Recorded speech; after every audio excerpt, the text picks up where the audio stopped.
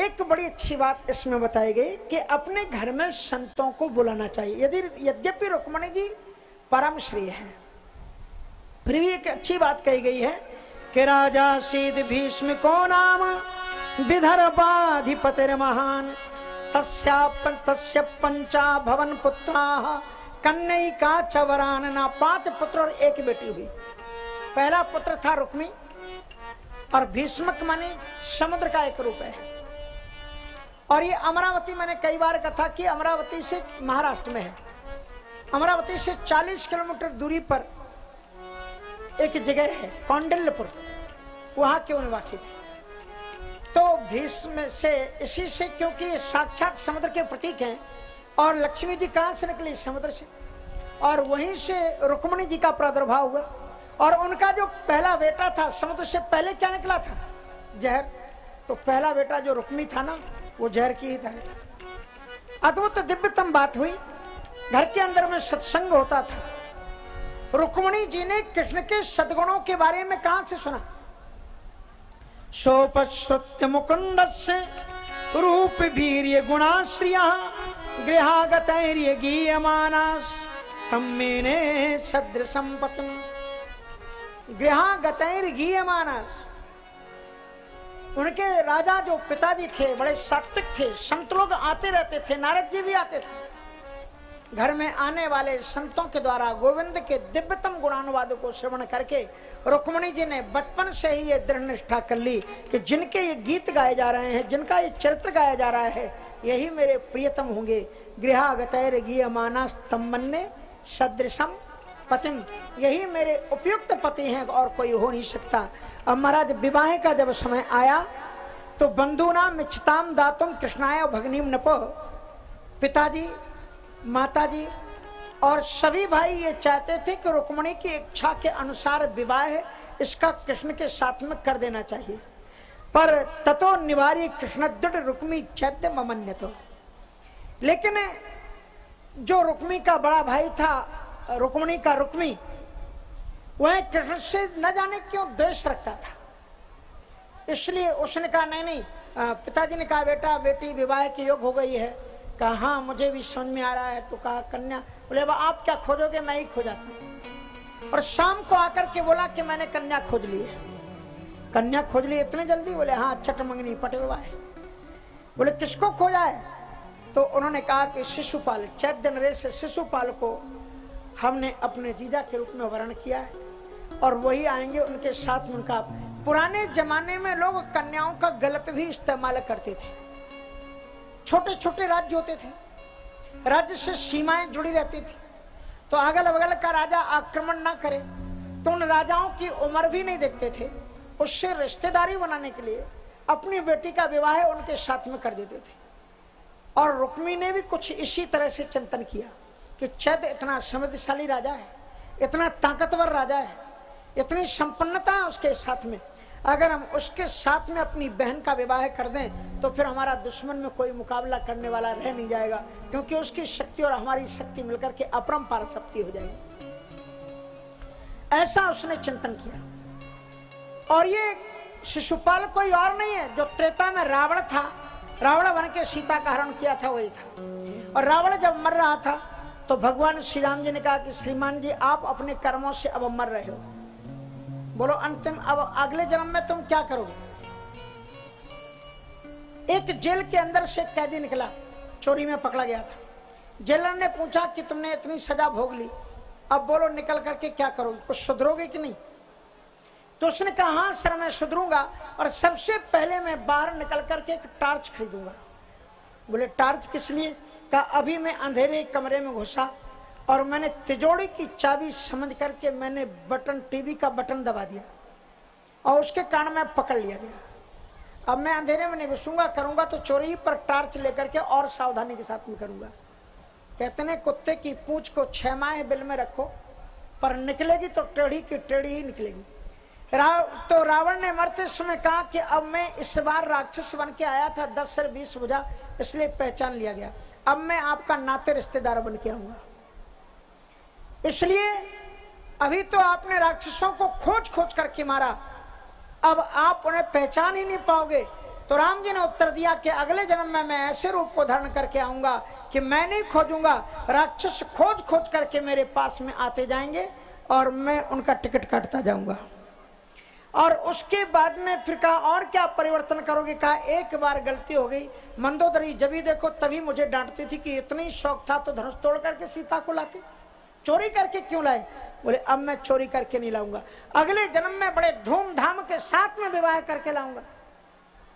तो राम जी ने मुस्कुरा करके कहा तुम्हारा वाला पाठ फिर हम कर लेंगे। बोले हमारा वाला पाठ? बोले तुम हरण करके लाए हो, हरण के वाला पाठ हम करेंगे।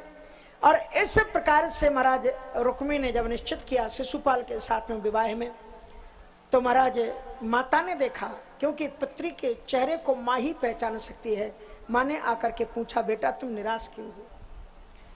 तो रुक्मी ने अपने हृदय की रुक्मिणी ने बात की कि मैं किसी भी हालत में चैद्य के साथ में, चैद्य नरेश के साथ विवाह करने के लिए तैयार नहीं हूं। कहा तुम किसी और को चाहती हो क्या? बोले हाँ मैं तो द्वारकाधीश को चाहती हूँ। जब ये बात कही कि बोले तुम ही चाहती हो कि वो भी चाहते हैं तुम्हें? कहीं एक तरफ ही तुम्हारा प्रेम चल रहा है कि उन्हें भी कुछ मालूम है? कहा नारद जी तो कहते थे वो सर्वांतर्यामी है, तो उन्हें अपने प्रेम का बताने की जरूरत क्या है, वो तो सबके हृदय के प्रेम को जानते हैं। फिर भी माता ने कहा कि बेटा उनको सूचना तो भेजनी चाहिए। फिर रुक्मिणी जी ने एक पत्र लिखा हुआ, आज के जमाने में आप जो भी कहते हो उस पत्र को, रुक्मिणी जी ने एक पत्र लिखा, 7 श्लोक लिखे।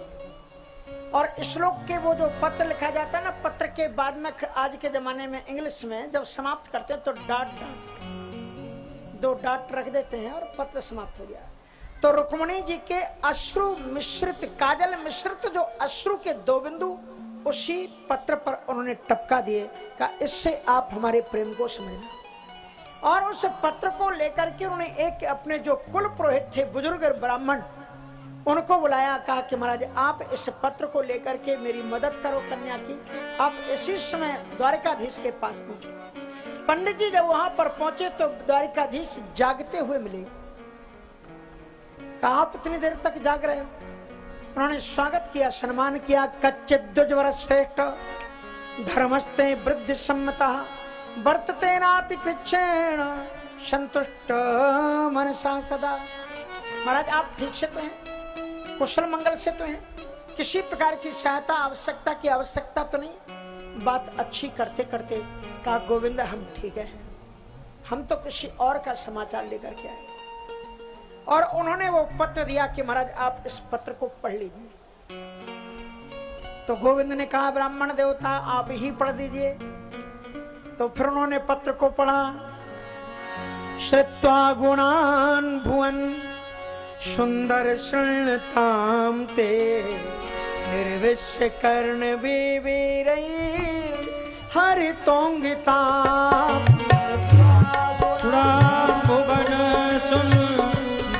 शृण्वतां ते निर्विश्य कर्ण विवरै हरितोंगिताम्। रूपं दृशां दृशीमताम् अखिलार्थलाभम्। दृशां दृशिभुजा अखिलार्थलाभम्। अच्युता विशति चित्ते मपत्रिपम्। दृशां दृशिभुजा अखिलार्थलाभम्। अच्युता विशति चित्ते मपत्रिपम्। हे गोविंद आपकी कथा ऐसी है। नारद जी महाराज कथा सुनाते थे। आपकी कथा को श्रवण करते करते श्रुत्वा गुणान भुवन सुंदर सुन्नताम थे। हे भुवन सुंदर, हे त्रिभुवन सुंदर, श्याम सुंदर, आप कथा के माध्यम से अंतःकरण में प्रविष्टा कर्ण रंध्रेण श्वानाम भाव सरोरोहम, आप मेरे अंतःकरण में उतर गए हो। आप भुवन सुंदर हो, निर्विश्य कर्ण विवरैर हरतोंग तापम, आप कथा के माध्यम से अनावृत कर्ण कुहरों के माध्यम से अंतःकरण में जाकर के प्राणियों के पापों को, संतापों को आप नष्ट कर लेते हो। जन्म जन्मांतरों के दैहिक दैविक आदि जो संताप हैं कथा श्रवण करने से नष्ट हो जाते हैं। रूपम दृशाम दृश्यमता अखिलार्थ लाभम, दृष्टिवानों को सुंदर रूप चाहिए। यही नेत्रों का लाभ भी है, अक्षुण्णताम फलमिदं न परम विदामः, और आप जैसा स्वरूपधारी इस दुनिया में भला और कौन हो सकता है। तई अच्युता विशति चित्तमपत्रपम में, हे अच्युत, हे गोविंद, आप में ही हमारा चित्त आबद्ध हो गया है।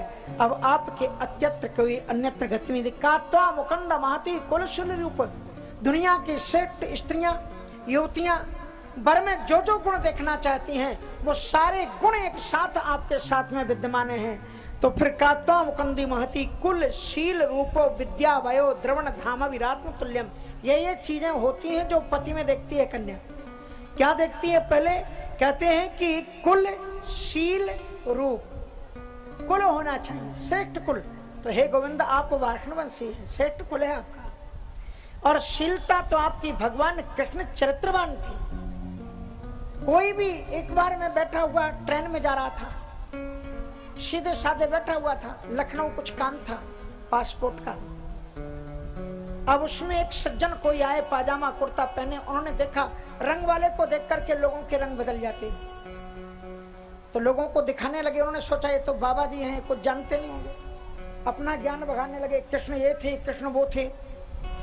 दुर्वासा ऋषि आए तो उनसे कह देना जा करके कि दुर्वासा ऋषि के पास जाने के लिए जब आए तो उन्होंने कहा कि जा करके कह देना कि यदि कृष्ण ब्रह्मचर्य व्रती हो तो जमुना जी मुझे रास्ता दे दो। और उधर तो उन्होंने कहा कि बताओ, तो गोपियों ने तत्काल फटकार दिया, कहां से भगवान कृष्ण ब्रह्मचर्य व्रती हो गए, वो तो ऐसा करते हैं हमारे साथ में, वैसा करते हैं। मैं सुनता रहा,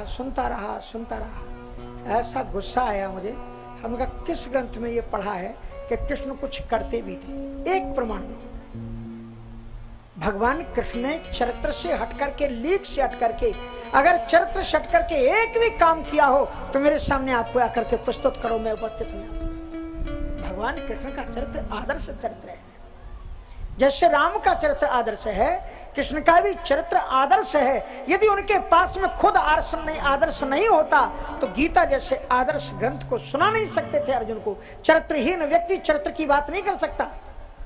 भगवान कृष्ण का चरित्र ऐसा है, सीधे अबीर महाराज में बता दिया कि वे उनके बीच में नृत्य करते हुए भी स्पर्श तक नहीं करती उनको भावना। ऐसे भगवान कृष्ण के ऊपर ऐसे। और ये हिंदू धर्म का विनाश कोई और नहीं कर रहा है, अर्ध ज्ञान रखने वाले जो अर्धवेत्ता है ना लोग, इन्हीं के द्वारा कोठाराघात हमारे धर्म पर हो रहा है। इसलिए खुद थोड़ा थोड़ा पढ़ो। भगवान कृष्ण का चरित्र इतना उदात्त है कि उसे समझना सबके बस का काम नहीं है। ऐसे महाराज भगवान कृष्ण जी ने सुंदरतम उसे विद्या वयो द्रवण धामवी, रात्म तुल्यम, विद्या वय और धमवी, विद्या वयो द्रवण धामवी, हर एक चीज धाम है उनके पास में, विद्या है उनके पास में, और धन सब कुछ तो गोविंद के पास में है। तो आप जैसे वर को प्राप्त करके भला कौन कन्या होगी जो दूसरे को चाहे। इसलिए मैंने तो अब अपने आपको ब्याह दिया है। मेरा मन तो मैंने आपका बना दिया है। मैं तो मन से आपकी पत्नी हो चुकी हूँ। हे गोविंद, अगर आपके रहते हुए अगर कोई मुझे यहाँ से उठा करके ले गया तो इसमें मेरी हानि नहीं, तुम्हारी बदनामी होगी। एक सिंह के रहते हुए अगर सिंह की पत्नी को कोई सियार उठा करके ले जाए तो उसमें सिंह की अपनी इज्जत चली जाएगी, मेरा कुछ नहीं जाएगा। आप अपने अगर आपके रहते हुए ये सियार लेकर के चला गया, ये अगर मुझे यहाँ से ले गया ये राक्षस, तो फिर मेरी मर्यादा नहीं, आपकी मर्यादा जाएगी। गोविंद उस पत्र को पढ़ते पढ़ते रो दिए।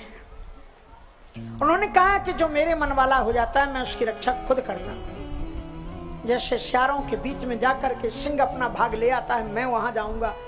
तो उन्होंने फिर पंडित जी कहने लगे, कहा कि एक बात बताऊं, माता जी ने कह दिया था थोड़ा अपने तरफ से भी कह देना कि कन्या बहुत अच्छी है। तो पंडित जी ने कहा एक बात बताऊं, कन्या के संस्कार बहुत अच्छे। पूजन कराने घर में मैं ही जाता हूँ, फूल की माला बना के रख देती है, चंदन उतार के रखती है, ठाकुर जी की सेवा, बहुत अच्छे लक्षण है। तो ठाकुर जी ने मुस्कुरा करके कहा, पंडित जी आपको बताने की कोई जरूरत नहीं। बोले क्यों, आप जानते? बोले हाँ हम जानते हैं उनके बारे में। आपको किसने बताया? कहा जो नारद जी उसके यहाँ उनके यहाँ पर बीणा बजाते ना, वही बीणा हमारे यहाँ भी बजाने आते हैं। जिन्होंने मेरे बारे में उन्हें बनाया है, बताया है, वही हमको भी यहाँ आ करके बता जाते हैं कि लक्ष्मी जी वहाँ आ गई हैं, आप उनका थोड़ा सा ध्यान दो। और इस प्रकार से तब तो महाराज ब्राह्मण देवता अनुमत होकर के नाच उठे। तो बोले फिर हम जाएं? कहा जाए नहीं, चलें। बोले मतलब कहा हम भी चलते। और उसके बाद में रात में जैसे तैसे व्यतीत हुई। सुबह 3-4 बजे ही ना पिताजी को बताया ना भैया को बताया, और पीछे की गैरेज से ही गाड़ी निकाली अपना रथ, और ब्राह्मण देवता को बैठा करके द्रुत गति से चल पड़े। शहर जब पास आया, ब्राह्मण देवता ने कहा कि महाराज आप हमको यहीं पर उतार दो। बोले क्यों? कहा अगर आपके रथ में बैठे हुए किसी ने मुझे देख लिया तो रुक्मिणी से जड़ देगा, कहेगा ये पंडित जी इधर उधर करते। उनको उतारा, रुक्मिणी जी को प्रसन्नता हुई। रुक्मिणी जी ने उसमें मार्ग निर्देश भी दे दिया था कि कहाँ से तुमको आना है। हमारे कुल की परंपरा है कि देवी का पूजन होता है। और वहां पर गोविंद जब वहां पर पहुंचे हैं तो नगर के समस्त नागरिकों ने अपने अपने पुण्यों को रुक्मिणी के लिए लगा दिया है। और वो कहते हैं किंचित सुश्रुतम यन्नस्तेन तुष्टस्ति लोककृते अनुग्रहणातु ग्रहणातु वैदर्भ्या पाणी मच्युता। समस्त कौंडल्यपुर वासी कहते हैं अगर हमारे थोड़े भी सुकृत हो तो सारे के सारे पुण्य रुक्मिणी जी को लग जाएंगे। किस लिए? कहा वैदर्भ्या पाणी मच्युता, ताकि उनका पानी ग्रहण अच्युत के साथ में ही हो, कोई दूसरे के साथ में ना हो। और उसके बाद में देवी जब पूजन करने के लिए गई, चप्पे चप्पे पर बड़े बड़े पहलवान वहां पर लगा दिए गए। और उस समय पर जब वो देवी पूजन करने के लिए गई, भगवती की पूजन की। जय जय गिरिवर राज किशोरी, जय जय गिरिवर राज किशोरी, जय महेश मुखे चंद्र चकोर, जय महेश मुखे चंद्र चकोरी, या देवी सर्वभूते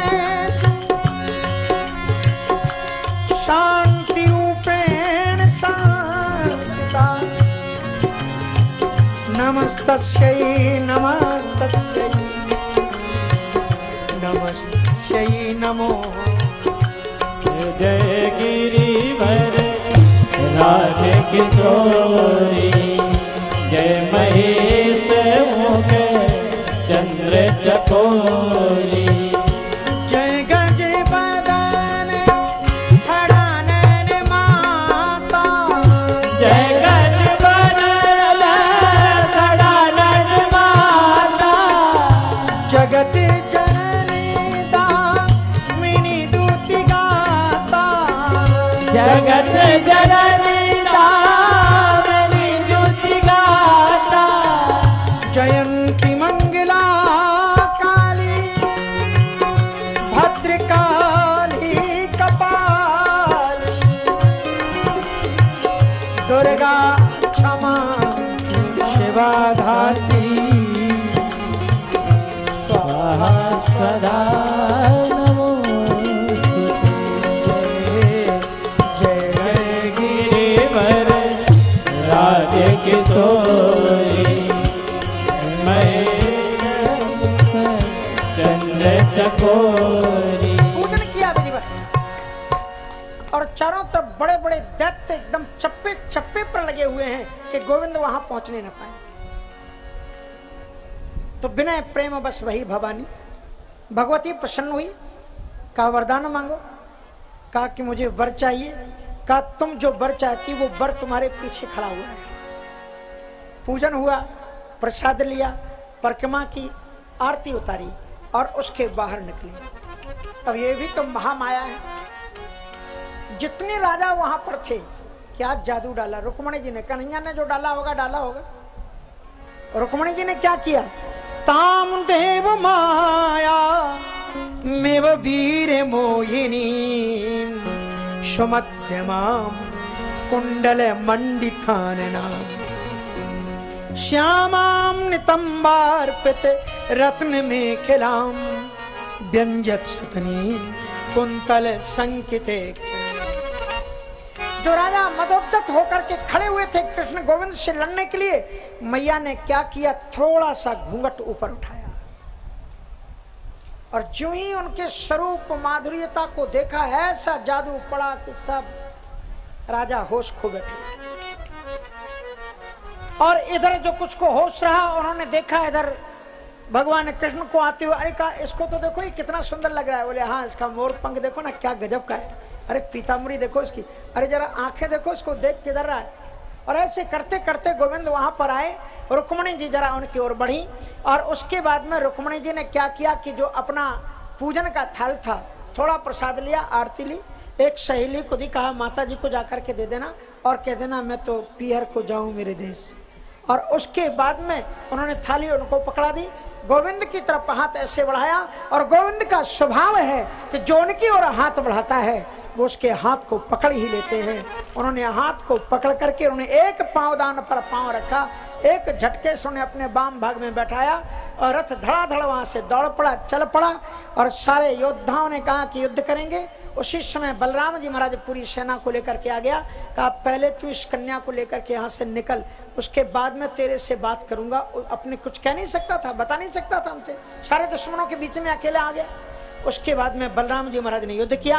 रुक्मिणी ने जब ये देखा कि गोविंद उसकी बहन को लेकर के चले गए, उसने उसी समय प्रतिज्ञा कर ली। और उसने प्रतिज्ञा करते हुए कहा तामराज कन्याम रथमारु रुक्षिती जहारि कृष्णो दुष्ताम समीक्षिताम रथम समारोप्य सुपर्ण लक्षणम राजन्य चक्रम परिभूय माधव आहत्वा समरे कृष्णम अप्रत्यूह च रुक्मणी कुंडिनम न प्रवेक्ष्यामि सत्य में तद ब्रवीमि। गोविंद के साथ में भयानकतम युद्ध हुआ। अंत में श्याम सुंदर ने सुदर्शन चक्र निकाले ही लिया था, तभी रुक्मणी जी ने उनके कर कमल को पकड़ लिया, प्रार्थना की कि महाराज ये मेरा भैया है और अगर मेरे एक बहन के विवाह में भैया के जान चली गई तो बहन की बदनामी हो जाएगी, इसलिए आप प्राण मत लो, कुछ और दंड दे दो।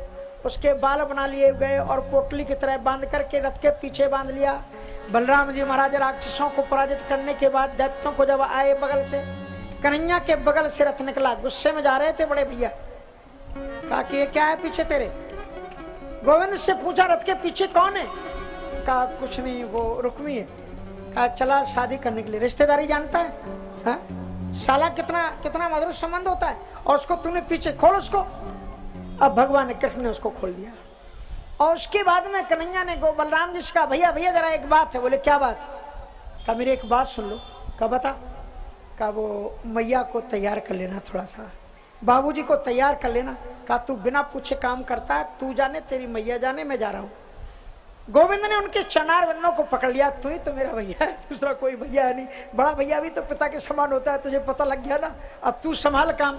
अच्छा चल धीरे धीरे आना, मैं जा रहा हूँ। अब आए बलराम जी, मैया यशोदा के चरणों को, मैया देवकी के चरणों को पकड़ करके बैठ गए, चरण दबाने लगे। बोले ऐसे तो तू दिन में आकर के सेवा करता नहीं, कोई ना कोई मामला तो होगा, सत्य बता बात क्या है? कुछ नहीं, कन्हैया है ना? बोले हाँ हाँ कन्हैया तो है, क्या हुआ? कहा बड़ा हो गया है। कहा हाँ हमको भी मालूम है कि बड़ा है, उसकी शादी करा देनी चाहिए। हाँ तो देख लो कोई अच्छी लड़की मिले, हम भी चाहते हैं कि शादी हो जाए। कहा तो लड़की तो देख लिए? लड़की देख लिए? बोले हाँ। तो कोई बात नहीं, बाबूजी को बताओ, वो चले जाएंगे, उसका घर मांग लाएंगे। बोले घर मांगने, हाथ मांगने की जरूरत नहीं, ले आए। इतना सुनते ही देवकी को भयानक गुस्सा आया कि कोई हमारे बच्चे में कोई खोट है क्या, किस तरह से भगा करके लड़की को लाना पड़े। ये तो कलयुग के राक्षसी, इसलिए इसके प्रारंभ में ही जब प्रश्न किया गया तो राक्षसी विधान, राक्षस विधान कहा गया इसको। इस प्रकार के विवाह को शास्त्रानुमोद गोविंद को तो लीला करनी थी, रुक्मिणी जी उनकी अपनी थी, इसलिए। उसके बाद में महाराज फिर उन्होंने, बलराम जी ने ये कहा कि आप यही तो चाहती हो ना कि आपका बेटा सुखी रहे? बोले हाँ। तो बोले बेटा को अच्छा लग रहा होगा तभी ना उसने उसको सुखी किया। कहा अच्छा तू बता, तू सुखी है कि नहीं? कहा मैं भी सुखी। कहा ठीक है फिर कर ले तैयारी। बसदेव जी महाराज को पता लगा, उन्होंने कहा कि लेकिन इसको एक बात कह दो कि गोविंद कन्या के साथ में अंदर नहीं आए, बिना विवाह के अंदर नहीं आने देंगे। पहले उसको बाहर ही रोको। बड़े बड़े विद्वान वहां पर लगाए गए, पुरोहितों को बुलाया गया, नाते रिश्तेदार बुलाए गए और उसके साथ में बड़े धूमधाम के साथ में विवाह होता है। और रुक्मिणी जी का बहुत सुंदर मेहंदी से श्रृंगार होता है। आओ मेरी सखियों मुझे मेहंदी लगा दो, मेहंदी लगा दो मुझे, ऐसी सजा दो मुझे श्याम सुंदर सुंदर की दुल्हन बना दो, मुझे श्याम सुंदर की दुल्हन बना दो।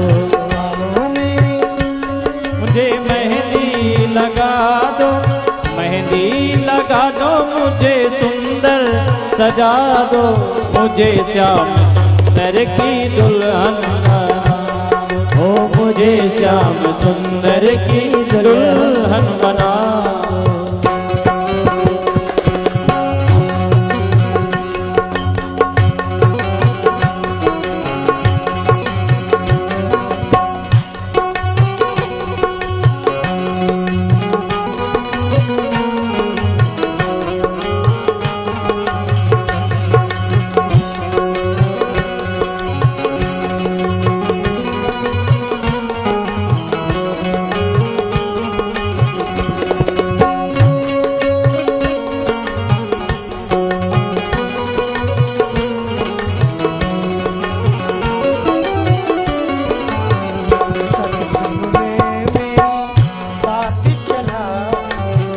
सत्संग में मेरी बात चलाई, सदगुरु ने मेरी कीनी है सगा, सदगुरु ने मेरी कीनी है सगाई।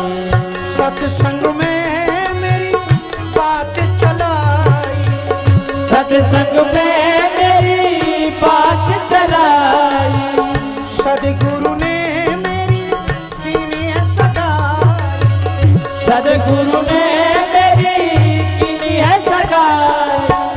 उनको बुला के हाथे लेवा तो करा दो, उनको बुला के हाथ लेवा तो करा दो, मुझे श्याम सुंदर की दुल्हन बना दो, मुझे श्याम सुंदर की दुल्हन बना दो। जय जय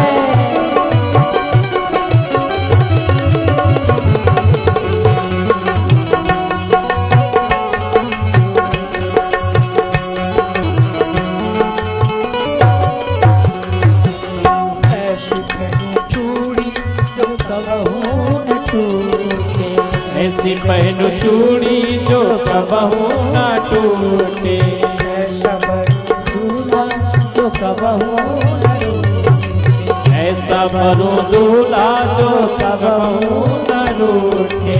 ऐसी ओढ़ू चुनरी जो कबहू न टूटे, ऐसी पहनो चूड़ी जो कबहू न टूटे, ऐसा भरू दूल्हा जो कबहू न टूटे, ऐसा भरो दूल्हा जो कबहू न टूटे। अचल सुहागे की बिंदिया लगा दो, अटल सुहाग की बिंदिया लगा दो, मुझे श्याम सुंदर की दुल्हन बना दो, मुझे श्याम सुंदर की दुल्हन बना दो।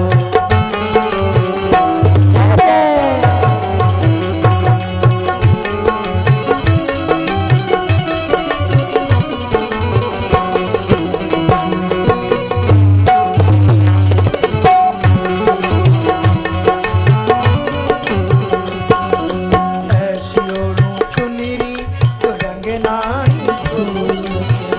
ऐसी ओढ़ चुनरी जो रंग नाई छूटे, का धागा जो कबहू न टूटे, प्रीत का धागा जो कबहू न टूटे।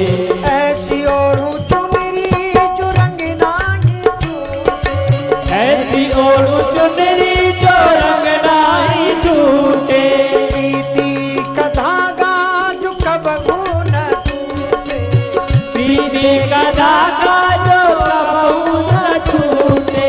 आज मेरी मोतियन से मांग सजा दो, आज मेरी मोतियन से मांग सजा दो, मुझे श्याम सुंदर की दुल्हन बना दो, मुझे श्याम सुंदर की दुल्हन बना दो।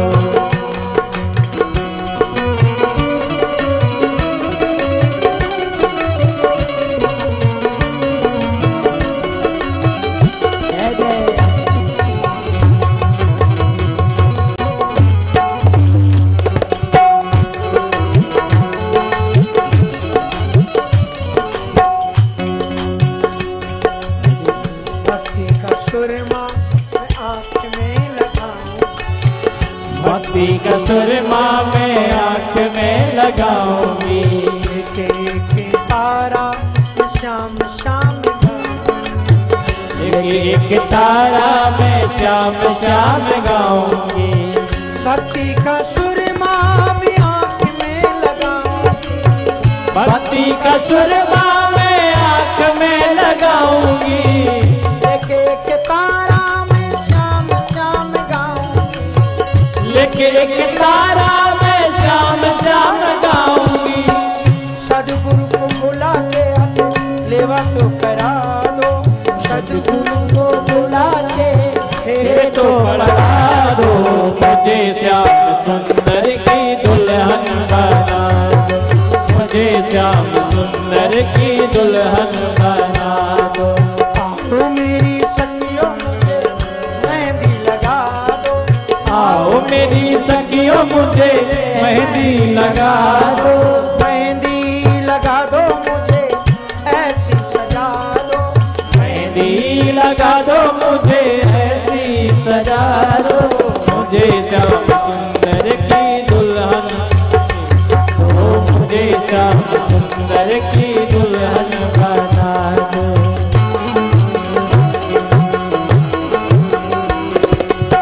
ताली बजाते हैं सभी लोग। भगवान श्याम सुंदर के विवाह में सम्मिलित होकर के उत्साह से गाइए।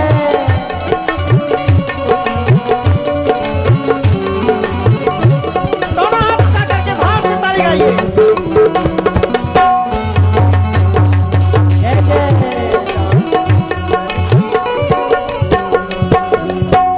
बांध के घुंघरू में उनको रिझाऊं। बांध के घुंघरू में उनको रिझाऊंगी। एक तारा में श्याम श्याम गाऊं। लेके एक तारा मैं श्याम श्याम गाऊंगी। बांध के घुंघरू में उनको रिझाऊं। बांध के घुंघरू में उनको रिझाऊंगी। लेके एक तारा में श्याम श्याम गाऊं। लेके एक तारा मैं श्याम श्याम गाऊंगी। सदगुरु को बुला के डोली तो उठवा दो। सदगुरु को बुला के डोली तो उठवा दो। मुझे श्याम सुंदर की दुल्हन बना दो। मुझे श्याम सुंदर की दुल्हन बना दो। ओ मेरी सखियों मुझे मेहंदी लगा दो। ओ मेरी सखियों मुझे मेहंदी लगा दो। मेहंदी लगा दो मुझे ऐसी सजा दो। मेहंदी लगा दो मुझे ऐसी सजा दो। मुझे श्याम सुंदर की दुल्हन बना दो। मुझे श्याम सुंदर की दुल्हन बना दो। मुझे श्याम सुंदर की दुल्हन बनाओ। मुझे श्याम सुंदर की दुल्हन बनाओ। वृंदावन बिहारी लाल की जय। श्रीमद् भागवत में कहते हैं भगवान भीष्मक सुताम एवं निर्जित्य भूमिपान पुरिमानीय विधिवद उपयेम कुरुद्वः तदा महोत्सवो नृणाम यद पुर्याम ग्रहे ग्रहे अभूदनन्य भावानां कृष्णे यद पतौ नृपो। संपूर्ण महाराज अद्भुत दिव्यतम ढंग से संपूर्ण नगरी को सजाया गया है द्वारिकापुरी। और फिर भगवान श्याम सुंदर भी दूल्हा बन करके सज करके आए हैं बारात के लिए। तो एक दूल्हा की बारात निकाल दो जल्दी से। अब विवाह होने वाला है समाप्त। दूल्हा बन